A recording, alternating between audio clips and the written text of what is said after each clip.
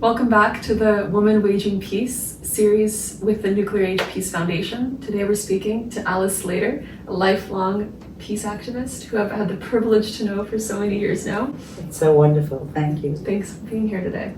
I'm delighted to have you.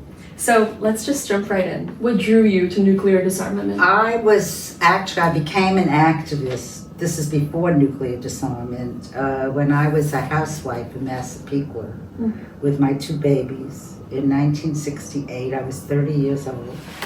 I'm watching television that night, and they show old news film of Ho Chi Minh going to Woodrow Wilson after World War I, begging us to help him get the French out of Vietnam. And we turned him down because France was our ally. And France was so cruel. They had rubber plantations in Vietnam like we had cotton here. And he even modeled his constitution after ours. And that's how he became a communist. The Soviets were more than happy to help him, and he became a communist. And the same night at Columbia University, the kids were rioting. They were breaking down the doors and the windows. I was terrified. They did not want to be drafted in Vietnam. That reminds me of just what happened now. It's like now. And my husband came home that night. I said, "What's the matter with these kids? This is America. Don't they know we have a political prior? They rioted. I better do something." And I go down to the Massapequa Democratic Club, and they're having a debate between the Hawks and the Doves. And I joined the Doves, and I'm running Eugene McCarthy's campaign in Massapequa. I'm co-chair of the campaign. And then we lost, and for the next 4 years, we took over the whole Democratic Party door to door. And I moved from then to Maryland because of my husband's job, so I did it for 2 years on Long Island and 2 years in Maryland, and we nominated George McGovern in 1972. He's going to end the Vietnam War. Democracy at work. I proved it to those kids, and the media never gave him an honest word. The front page of the New York Times, day after day, was about Thomas Eagleton, his vice president, who was a senator from Missouri, had been hospitalized 30 years earlier for manic depressive. That was it. About he doesn't have the mental capacity to be, and that was it. They never talked about the war or women's rights or civil rights, all this stuff. And he lost very badly. And it's interesting, you know, Bernie got all those votes and all that money, and he comes to the convention, and Hillary wins because of the superdelegates. They put the superdelegates in because of us. They were never going to let that happen again. After we won the party nomination, door to door, grassroots, genuine democracy, every state got an extra 20, 30 votes. The Democratic Committee made superdelegates for every state. So when they got to the convention, it didn't matter who people voted for, what the party said. Was that your first exposure to the way the mainstream media twists? Well, that was. I couldn't believe the New York Times. And of course, since then, I've met this wonderful man, Ray McGovern. He was a CIA member, and he briefed Bush and Clinton, the morning briefing, very sharp guy. And when he left, he formed VIPs, Veterans Intelligence Professionals for Sanity. And he's in the peace movement. And he says to me, "Alice, it's not the military-industrial complex. You know how President Eisenhower warned us about the general, about the they have two." He said, "It's the Mickey Mag." I said, "Ray, what is the Mickey Mag?" The military-industrial, congressional, intelligence, media, academic, think tank complex. They're all crafting a message. They're making a killing on killing.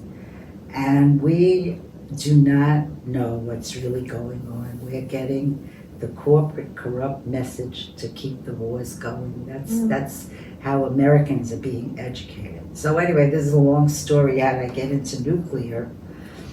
After that, I wound up doing other things in the anti-war movement. And then when my youngest was a senior in high school, I went to law school so I shouldn't have empty nest syndrome. So this was already 1983. And when I got out of law school and I was working as a litigator, I see in the law journal now there's a luncheon for the Lawyers Alliance for Nuclear Arms Control. I said, oh, that sounds interesting. So I go to the luncheon. That was your first That was exposure it, of my nuclear. Wow. So this was 83, 84. And I become vice chair of the chapter. I'm a good organizer, and I wind up on the national board with McNamara and Colby, Wow. right? And Gorbachev stopped nuclear testing in Russia because, he came in glasnost, the perestroika, and there was this Kazakh poet, Olza Suleimanov, who led a march on Moscow because the Soviets tested in Kazakhstan, and they had so much radio, and it was underground testing. Kennedy tried to shut down all the testing. They wouldn't let him. So it went underground. They stopped atmosphere. But anyway, these guys, the Kazakhs, marched on Gorbachev and asked him to stop the underground testing, and he said yes. So my lawyers group in New York, we go to members of Congress and we say, Russia, stop. We should stop. You can't trust the Russians. This is the same story we hear all the time. So the head of the Bar Association, Adrian Bild-Wind, who was chair of the Lawyers Committee, and from the Dutch to Winds that lived up the Hudson with the Rockefellers and the Vanderbilts, the early settling millionaires, raised like $3 million from his friends. And we go to the Soviet Union for the first time. I go to Russia. And we meet with the Soviet lawyers and the Soviet scientists, and we ask them if he takes the $3 million and hires a team of seismologists. Who does? Adrian builds a wind, and he's got this money, and we go to Russia and we say, will you let us put our seismologists around the Kazakh test site so we'll know if you really stopped testing? And Gorbachev said yes. So we go back to Congress and we say, you don't have to trust the Russians. We have seismology. We can see if they're cheating. We'll know. And we were able to stop underground testing in America, except Clinton came in, and we finally got them to sign a test ban treaty, and he made a little exception for stockpile stewardship. He gave $6 billion to the weapons labs for subcritical tests, where they blew up plutonium underground, but it didn't have it didn't go critical. So Clinton said it's not a test. Like I didn't inhale, I didn't have sex. I'm not having that. And of course, as soon as we did it, Russia did it, China did it. In other words, everybody had stopped. And that was the reason India and Pakistan tested, because they begged us to make the comprehensive test ban comprehensive and don't have that loophole, because they didn't want to be behind in the technology race. And when we didn't, they tested. It was like, it's no matter what we do, it always gets worse. Why do you think Clinton, what was pushing him and motivating him to do that? The Mickey Mouse. The Mickey Mouse. He's making money off it. Where are these guys now with Trump? Where is Clinton and Biden and Bush, the surviving presidents? I was so pissed off at, well, pardon my French, at Clinton at that time, that I left and joined the Green Party. I was working for Ralph Nader. I didn't want to be associated with him. I was so mad at him. And I came back when Dennis Kucinich ran, because he was really a good peace guy. He's now talking. But Ralph Nader just wrote a column. I follow him. He's 90 years old. Oh, wow. He started Public Citizen. He got us seatbelts, clean air, clean water. I mean, he was like this incredible young lawyer that got all this good stuff going. And he wrote this big column. I follow him. Where are the presidents now? Why aren't they talking about how bad Trump is? I mean, this is so un-American what Trump is doing. It's so undemocratic. Absolutely. It's fascism. Where are they? They're all in bed. Obama, Clinton. The whole Ukraine war, we promised Gorbachev, when the wall came down, he and Reagan met. This is nuclear stuff. And Gorbachev says to Reagan, He let go of all of Eastern Europe without a shot. And so Gorbachev says to Reagan, let's get rid of our nuclear weapons. Reagan says, great idea. Gorbachev says, don't do Star Wars. Reagan says, I can't give up Star Wars. And that was the end of it. And we also, when the war came down, he was very nervous about Germany because I didn't know this. They lost 27 million Russians to the Nazi invasion. So Gorbachev said to Reagan, don't let, when the war came down, don't let a united Germany go into NATO. And Reagan said, don't worry, we'll take care of it, we'll watch them, and we give you our word, we will not expand NATO 1 inch to the east. Clinton comes in, he bombs Serbia against our UN promise, right? I mean, we promised never to do that to another country without the UN unless we're under imminent threat of attack. Well, Serbia was not about to attack us. So, and then he took in all those countries and, and Putin kept begging us, don't take Ukraine because they shared a border. He even at one point asked Clinton if Russia could join NATO. And we said no.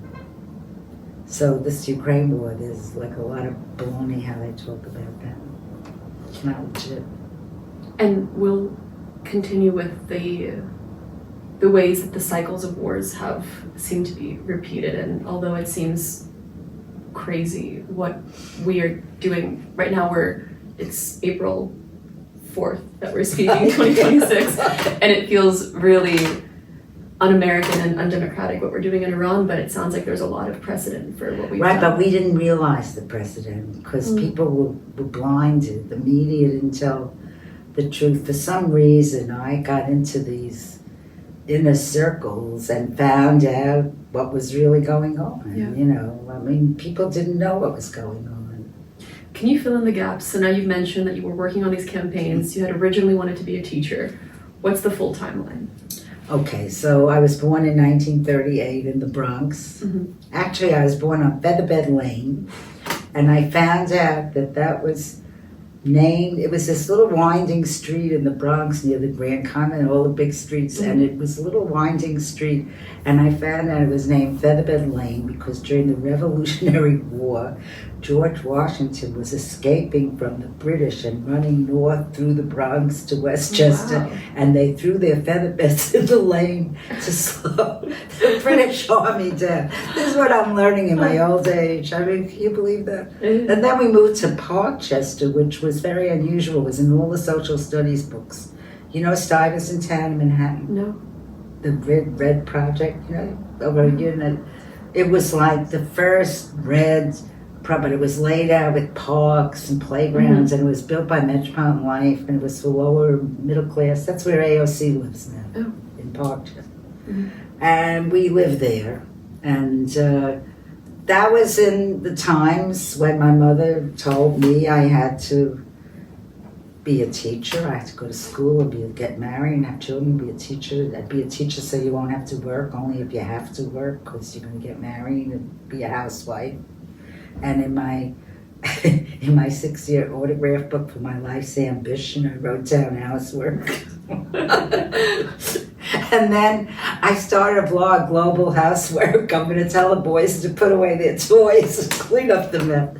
So anyway, that was that. And then I was skipped. So I got out of high school at 15 and college at 19, and I'm married and I'm teaching and my life is over. When did you get married?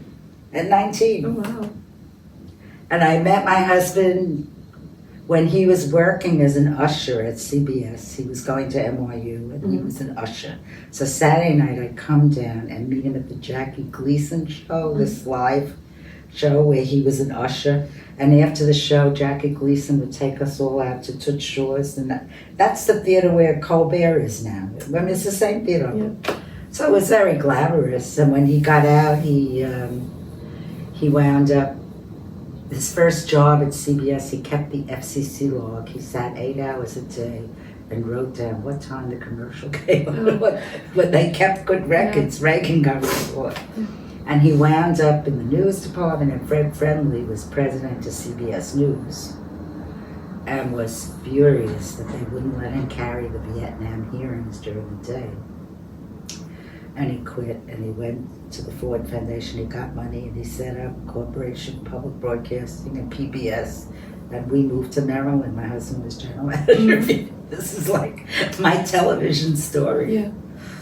Anyway, I've had an incredible.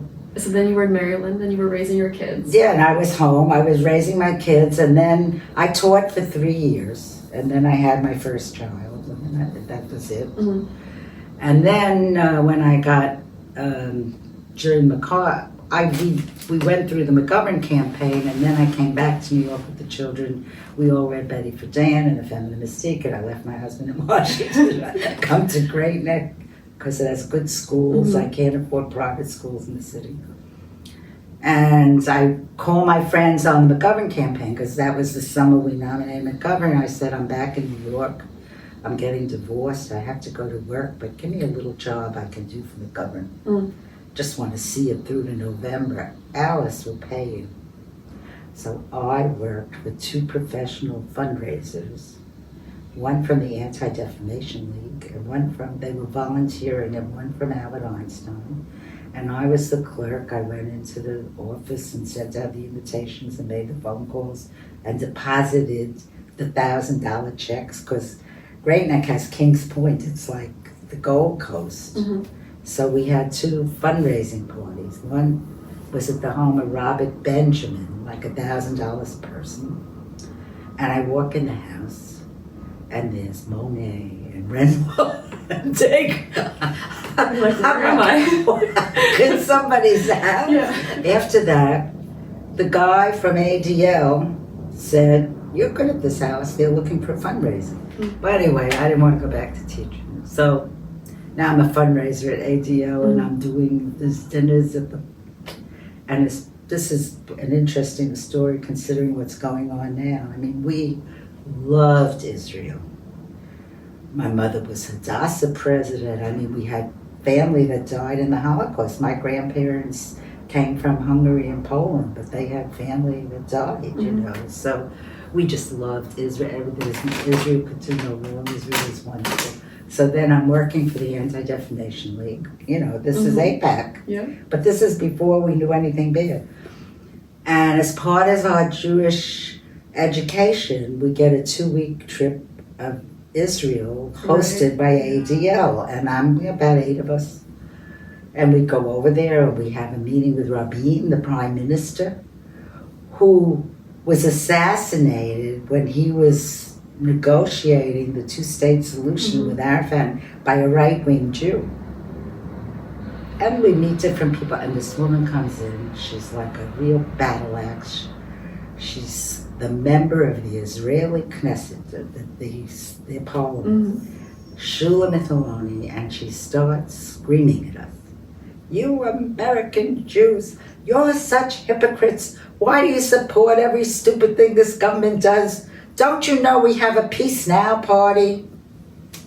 I looked at her. I had never heard a bad word about Israel, right? Yeah.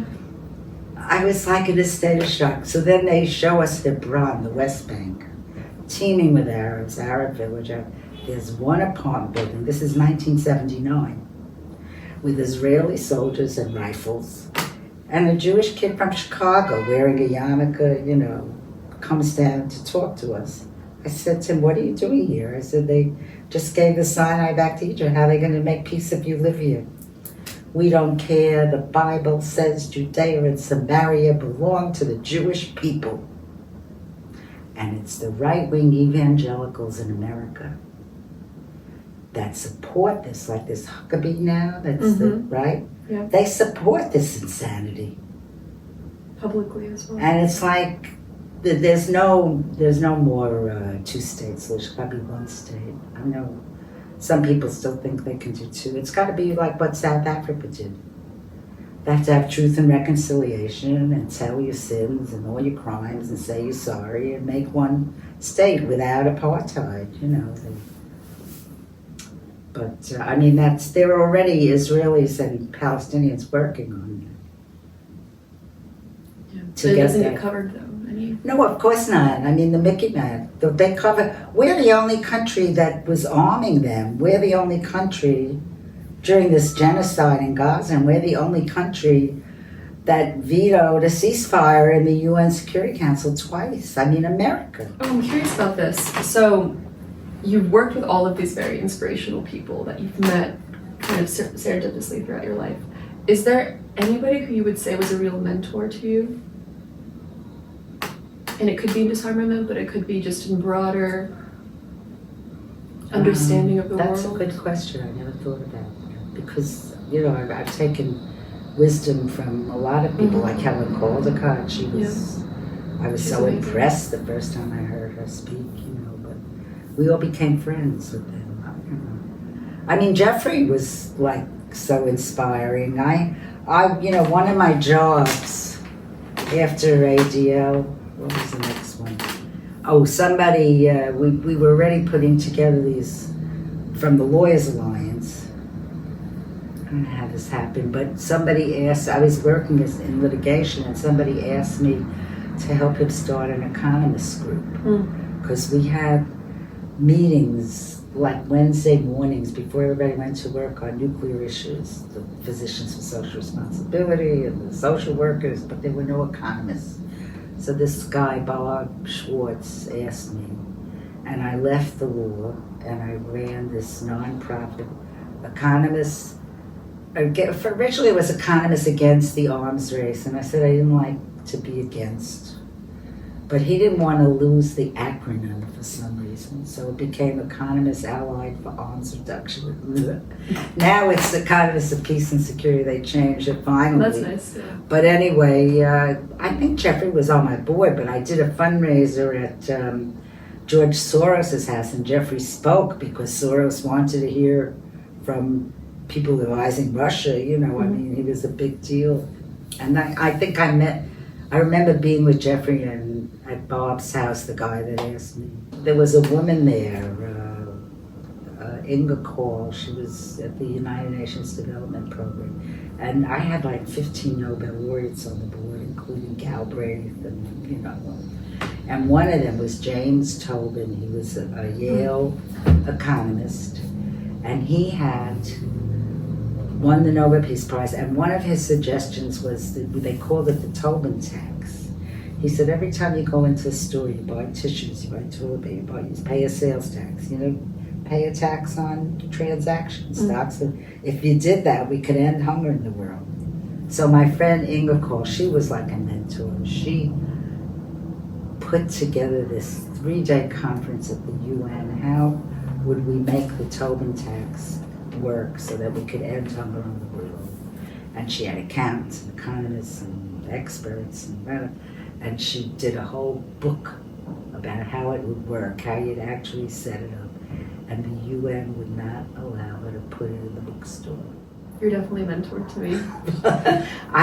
The funniest thing, when I moved to Great Neck with the kids, it was New Age time. I read Betty Friedan, I left my husband. It was like very New Age crazy. So anyway, everybody was doing their horoscope in Great Neck.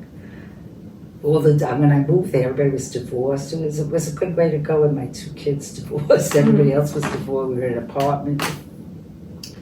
So my father, who was a CPA, he was born 2 weeks after they got off the boat from Poland. They lived in Holland, and they had a bakery. So he went to college at night. He became a CPA. So he wrote my minute of my birth on my birth certificate. I had the accurate record. So I give it to this woman that was doing astrology. She was actually one of our kids' English teachers. She did it as a hobby. So she does my charts. I come and she says, "You are so powerful. You are so powerful. You are going to be a world leader, but you will never be acknowledged. How do you feel about that?" I said, "Well, as long as I know I'm a world leader, I don't have to be acknowledged."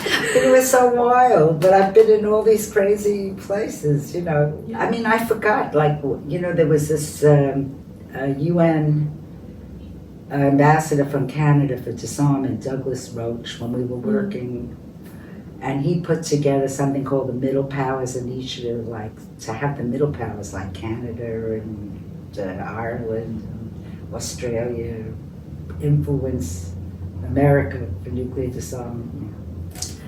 And he asked me to be on his board, and he went on all these high-level delegations, and we were never invited. David Krieger, who was before, he was on the board too. I said, David, we're never going to go. This is not for us.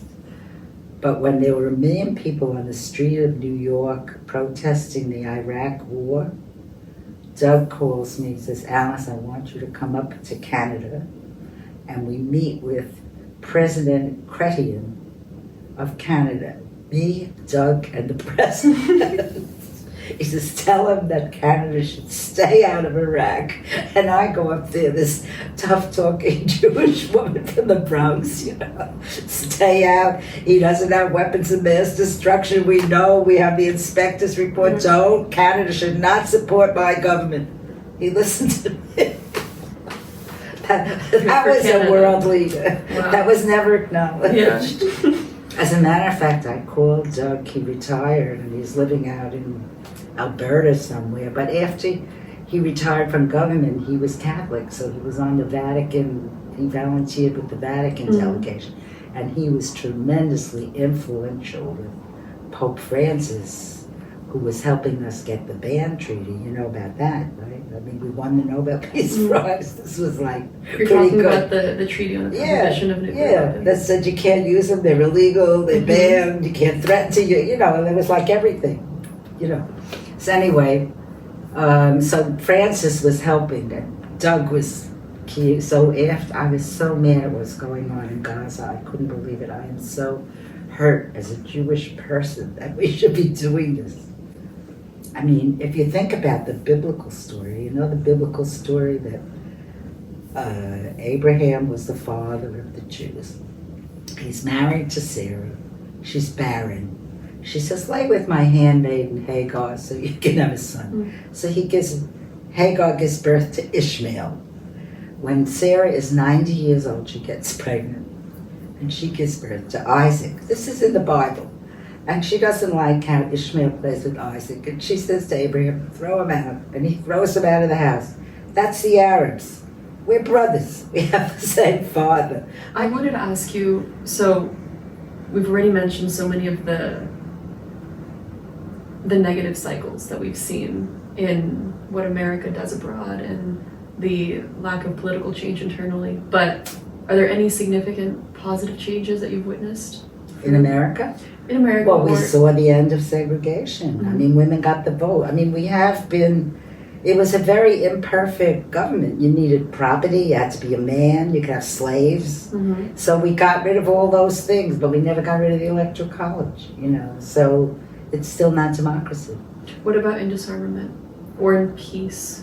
Any, even if small victories? I mean, we always got small victories, but then they came in right behind us. We got the ban treaty, they were legal, and then right on the heels of this comes these huge campaigns back from the brink.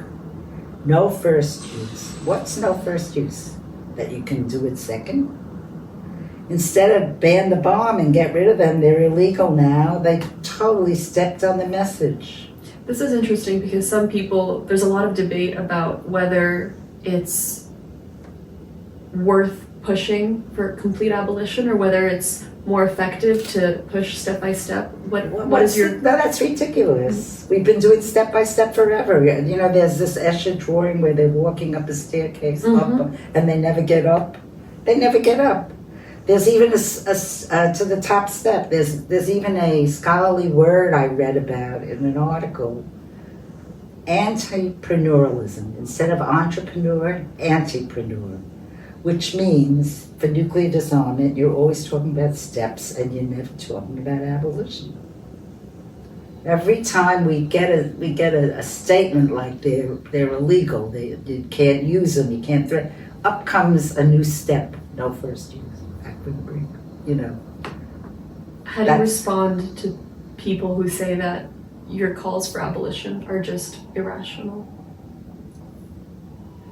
I don't think they say that. They just say they can't, they I definitely they heard fudge it. that thrown That it's irrational. at me. Why is that irrational? How could that be irrational? It's irrational to have them in the first place. Yeah, That's I mean, what I wouldn't even give it a minute's insult. Yeah. I would think that they're nuts if they said that. I mean, right now, I am so pissed off because Gorbachev said to Reagan, let's get rid of all of them. And Reagan said, great idea. And he says, don't do Star Wars. And Reagan said, I can't do that. Russia and China have been tabling a draft treaty in 2008 and in 2014. And I forget, those 2 years, in the Commission on Disarmament, where you need consensus to discuss it, a draft treaty to keep weapons out of space. And the U.S. will not allow it to be discussed. On the 80th anniversary of World War II, Russia and China issued a joint proposal saying we need cooperation in the world and various things that we shouldn't be putting nuclear weapons in other countries, and that we urge the negotiations to go forward on a treaty to prevent war and weapons in space, and they gave a pledge never to be the first to do it.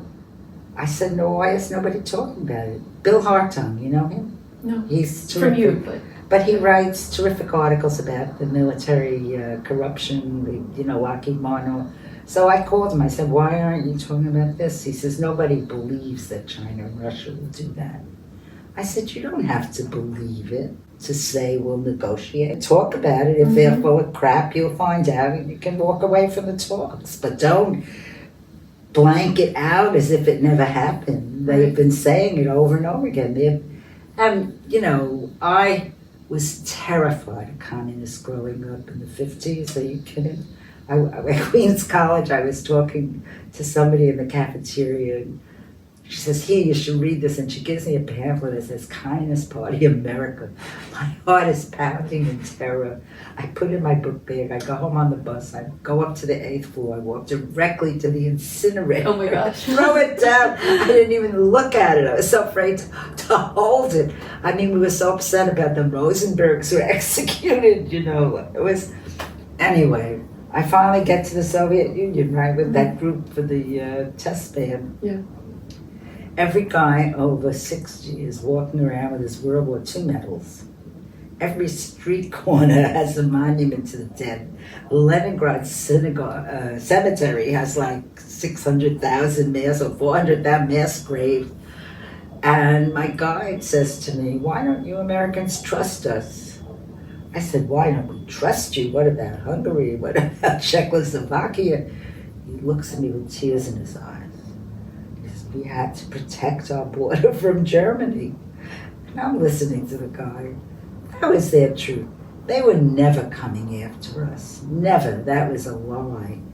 They were never coming after us. They were, after all, Napoleon went to Moscow. They were protecting they were terrible the way they governed, but it wasn't that they were going to go after us.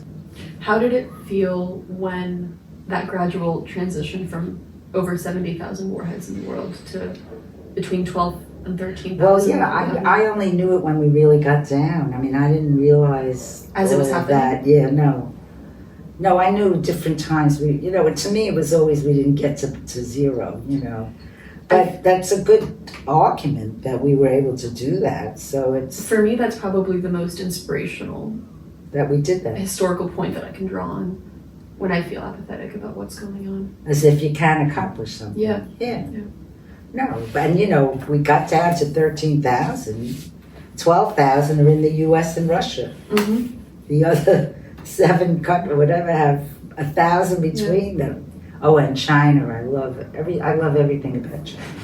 The wisdom of the East, right? Mm. Us in Russia, we got like 2,500 on missiles pointed at every city. China has 300-400. They separate the bombs from the missiles.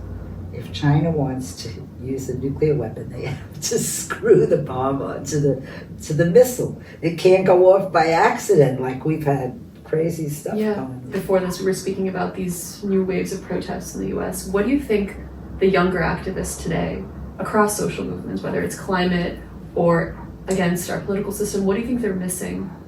They're missing the military. I mean, they're definitely good on the climate. We've been trying to get the climate people to understand how bad the military is for the climate. You know, people like Code Pink, great group, Adia, and World Beyond War, we're trying to get more people over to our side. I think the most dangerous thing right now is this No More Kings stuff. You got millions of people marching for No More Kings. Why aren't they marching on Congress? Why aren't they marching on their legislators? Why aren't they showing up at Schumer's office, like 10,000 of them every day, and say, you better vote? They were Democrats. They didn't vote to stop the war, you know, to require a declaration of war. Why weren't we demanding that? So in your words, the dangerous part about No Kings is just that they have no specific and target. And deliberately no target. This is the Mickey Matters doing No Kings. So they can let out their frustration without they can anything. Show how many, but they didn't ask for anything, did they? By the way, the best thing that's happening right now is in New York City, the mayoral campaign. That was like so fabulous that you had 25,000 kids going door to door, 3 million phone calls, and the guy saying, you know,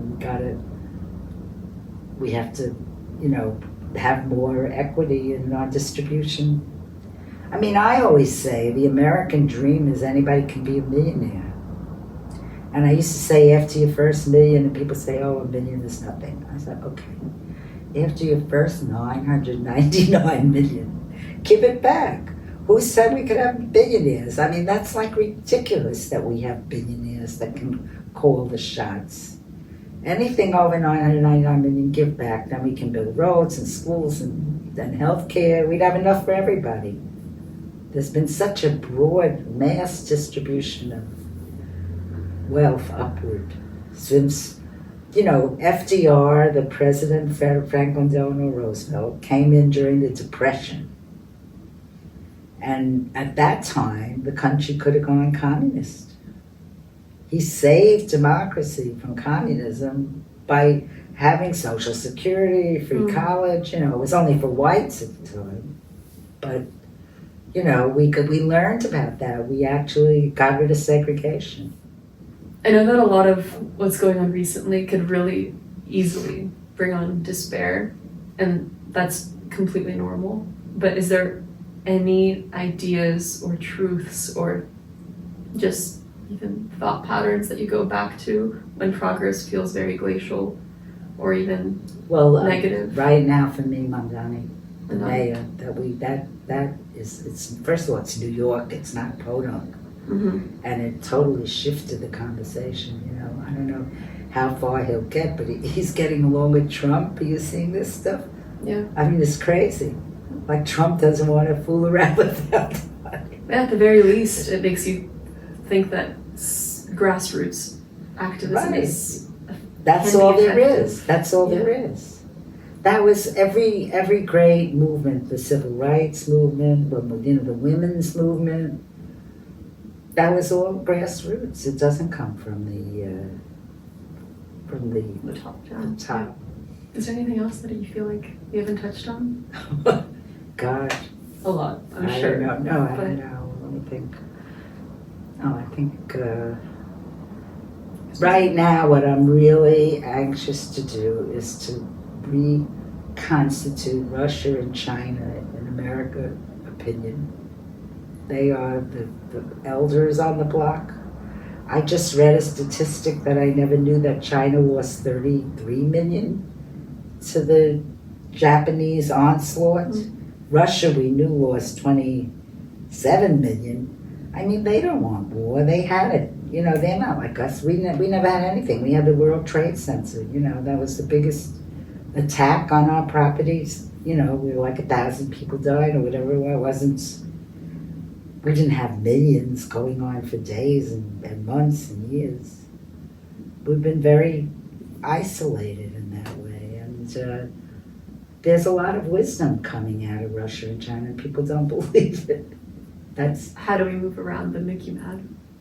Right. Well, that's what I'm trying to, I'm trying to quote their speech. It's a fact that they tabled this treaty. The answer I get is you can't trust them, which is what they said when they stopped testing. Our guys said you can't trust them. So we said, all right, we'll put seismology there so you don't have to trust them.